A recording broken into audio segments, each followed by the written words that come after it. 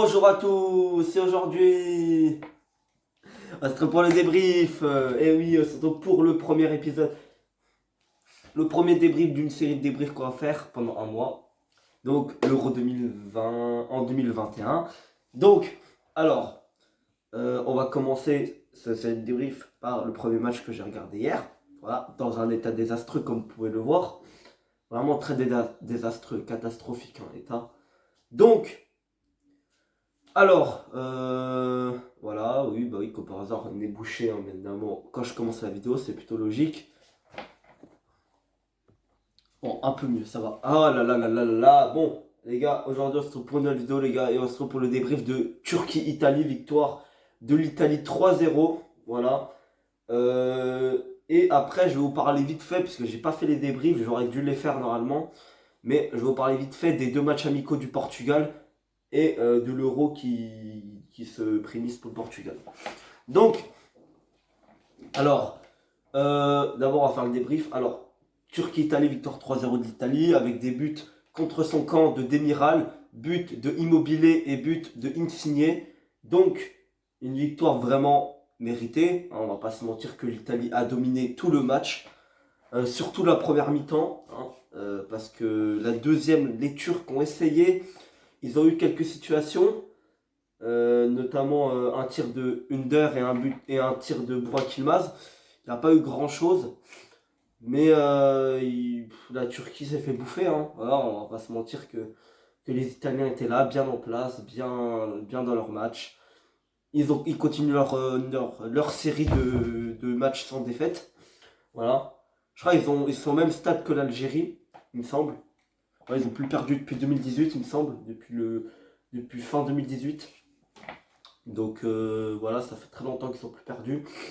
Alors, pour rappel, le parcours qu'ils ont fait, l'Italie, c'est un sans faute. Hein, ils finissent avec 30 points sur 30, avec 10 victoires, 0 nul, 0 défaite. Et la Turquie finissent avec 24 points, il me semble, 25, derrière la France. Voilà, je dis peut-être de la merde. 23, 25, 24, 25, je sais plus. Alors, oui, voilà, donc la Turquie a fini derrière la France en ayant battu la France chez eux et en a eu fait match nul en France. Donc, voilà. Alors, bon, on va faire la composition d'équipe. J'ai les plus en tête, celle de l'Italie, je pense que je me rappelle à peu près. Celle de la Turquie un peu moins. Donc, alors on va commencer par la compo de la Turquie. On a Çakır au goal. En défense centrale, on avait Demiral, Soyuncu. À droite, on avait Chelik. À gauche, on avait le joueur du Havre. Là, on avait Mara, je sais plus quoi là. Je le connais pas ce joueur. On avait Yazici, Çalhanoğlu.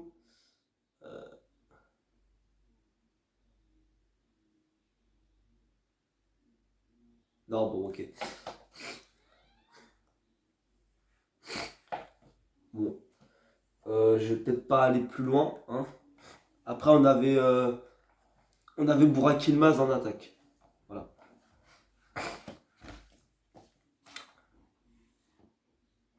Et je suis sûr que j'en oublie un. Non, Çalhanoğlu, oui, je l'ai dit. Çalhanoğlu, je l'ai dit. Çalhanoğlu, c'est certainement un des meilleurs joueurs de cette Turquie. Ah oui, on avait Tufan aussi. Voilà. On avait Tufan. Bon, j'ai pas dit tous les joueurs, mais c'est pas grave. Je me rappelle de la défense, vu qu'ils ont tellement défendu que ouais, au bout d'un moment, je pense que voilà, ça s'acquiert hein, au niveau du match. Voilà. Et puis pour l'Italie, aucun problème. Hein. Enfin, aucun problème, à peu près. On avait. Alors, c'était un 4-3-3, il me semble. On avait Donnarumma au goal. On avait Bonucci, Chiellini en défense centrale. À droite, on avait Florenzi. À gauche, on avait Spinazzola. Au milieu de terrain, on avait Jorginho, Barella.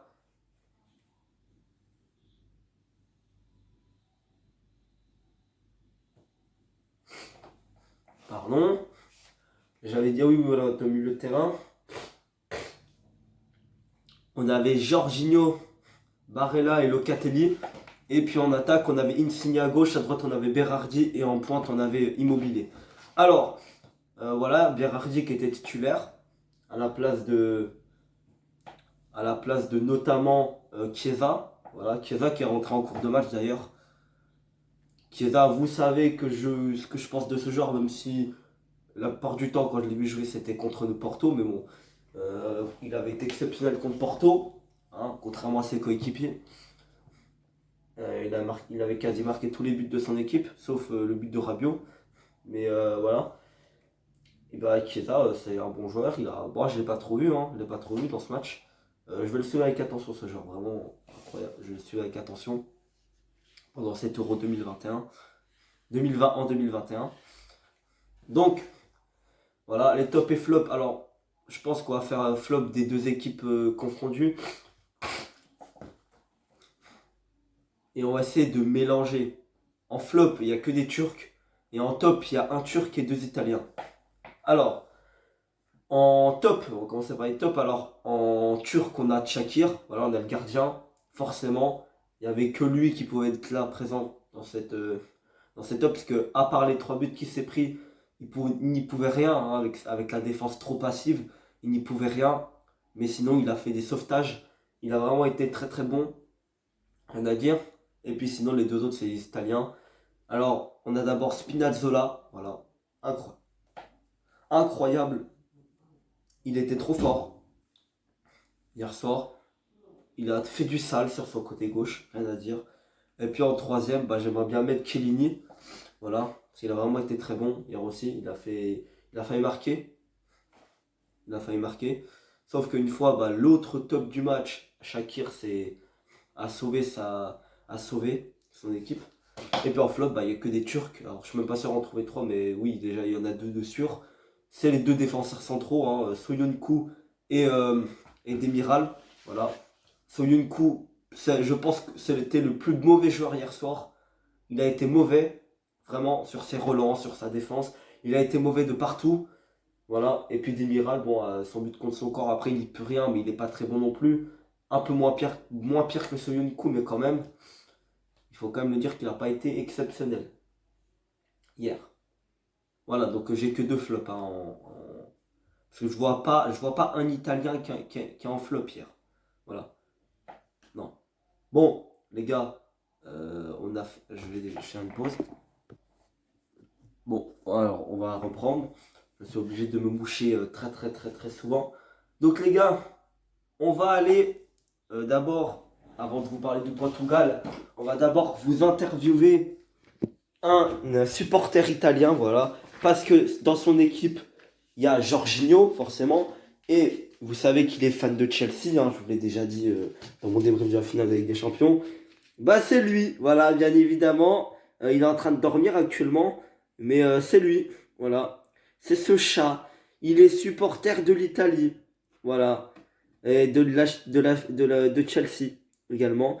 Voilà, il adore Jorginho et comme je vous l'ai dit, lui, il est meilleur que Timo Werner, mais il est également meilleur que Soyuncu, voilà, meilleur défensivement. Il est trop fort, voilà, meilleur que Soyuncu, mais je vais pas trop le faire chier parce qu'il est en train de dormir, donc on va le laisser tranquille. Voilà, on dirait qu'il est mort, alors qu'il est pas mort du tout. Ah maintenant il vient de se réveiller. Oh, je l'ai gêné. Oh, je l'ai gêné. Mais en même temps, c'est qu'un fils de pute, il a pas qu'à me casser les couilles à miauler devant la porte. Non, il a pas qu'à faire ça. Bon, alors, j'en étais où? J'en étais. Oui, voilà. On va parler du Portugal. On va parler des deux matchs qu'ils ont fait.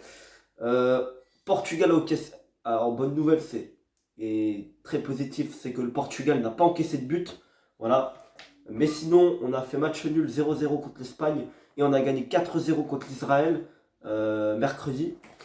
Voilà, il y a 3 jours. Et on va jouer notre premier match de l'Euro mardi contre la Hongrie. Ensuite, on va jouer contre l'Allemagne, il me semble. Faudrait que je voie, c'est le 4 jours, c'est le 20 ou le 21, je sais plus. Et puis contre la France, le 25, il me semble. Ou le 26. Non, non, non, non, non, attends. Non, c'est le 25, il me semble. Le 20, non, attends, je me trompe, hein. Non, c'est le 23. C'est le 23. C'est le 23 ou le 24. Ok, c'est pas le 25 du tout, parce que le week-end avant le brevet, pour moi, ah ben oui, comme par hasard, bah oui, il fallait que le Covid apparaisse, parce que sinon l'Euro ça aurait été l'année dernière, donc l'Euro, il y aurait eu aucun problème pour suivre tous les matchs. J'aurais certainement été en vacances plus tôt aussi. Mais là, ah bah là, comme par hasard, hein. Bah oui, il y a le brevet, voilà, il y a tout. Donc forcément, je vais pas pouvoir regarder tous les matchs. Même si de base, j'avais pas l'intention de regarder tous les matchs, mais voilà. Je pense que les matchs à 15 h, oui, c'est bien, mais non, hein. Bon, voilà, ce sera plus les matchs à 21 h que je regarderai. Et peut-être certains à 18 h. Voilà, comme par exemple le Portugal qui va jouer à 18 h contre la Hongrie. Hein. Heureusement que le Portugal ne joue pas à 15 h. Contre l'Allemagne, il va aussi jouer à 18 h, il me semble. Donc voilà. Donc ça va être difficile, mais les matchs à 21 h, je vais les suivre, clairement. Il n'y a pas plus de choix. Donc, du coup, pour un petit ressenti de ces deux matchs, c'est un peu différent. Parce que contre l'Espagne, on n'a pas du tout été présent. Je trouve qu'on a été mauvais. À part défensivement, où les Espagnols, on les a quand même pris à la gorge défensivement. Ils n'arrivaient pas trop à s'en sortir dès qu'ils étaient dans notre surface. Mais par contre, que ce soit avant notre surface, dans notre partie de terrain, avant la surface et dans leur partie de terrain, clairement, ils étaient chefs. C'était les chefs. Ils étaient clairement les chefs, hein. On n'arrivait pas à faire grand chose. Pourtant, Fonte avait marqué un but, mais il n'y avait pas faute selon moi, donc on aurait pu gagner ce match, mais on aurait pu dire des occasions que Morata a loupées, hein. Voilà. Et puis on a également le match contre l'Israël. Alors par contre là je trouve qu'on a été bon. À part en première mi-temps on a trop loupé. Voilà. Mais en deuxième mi-temps on s'est rattrapé. On a marqué 2 buts dans les 10 dernières minutes. Voilà. 2 superbes buts de João Cancelo du côté avec son pied gauche. Et de Bruno Fernandes. Incroyable but en lucarne un peu. Voilà. D'ailleurs Bruno Fernandes qui a mis un doublé. Et Ronaldo bien évidemment. Ou Krish, hein, qui a mis un but, hein, voilà. Le Krish qui a mis le deuxième but portugais, voilà. Un peu chanceux, mais quand même, c'est bon à prendre, hein. Je trouve qu'on a été bon, on n'a pas trop subi d'occasion. C'était Rui Silva au goal. Voilà, on a fait un peu tourner, mais là, pour l'Euro, je pense qu'il n'y a pas de problème. L'équipe type, on la connaît à peu près. Voilà, ce sera Rui Patricio au goal. Ce sera Pepe Ruben Dias en défense centrale. À droite, ce sera certainement João Cancelo et j'espère que ce sera João Cancelo. À gauche, ce sera Rafael Guerreiro, forcément, je pense que Nuno Mendes c'est bien, mais voilà, je pense qu'il n'a pas trop d'expérience encore pour être titulaire, même si je trouve qu'il pourrait concurrencer Rafael Guerreiro, même si Guerreiro ça reste au-dessus quand même, et il pourrait le concurrencer dans le futur. Après, il est encore très jeune, hein. Voilà, il me semble qu'il a 18-19 ans, Nuno Mendes, il est vraiment très jeune. Et on a également au milieu de terrain, on a Bruno Fernandes, on a Danilo Pereira qui part titulaire avec João Moutinho.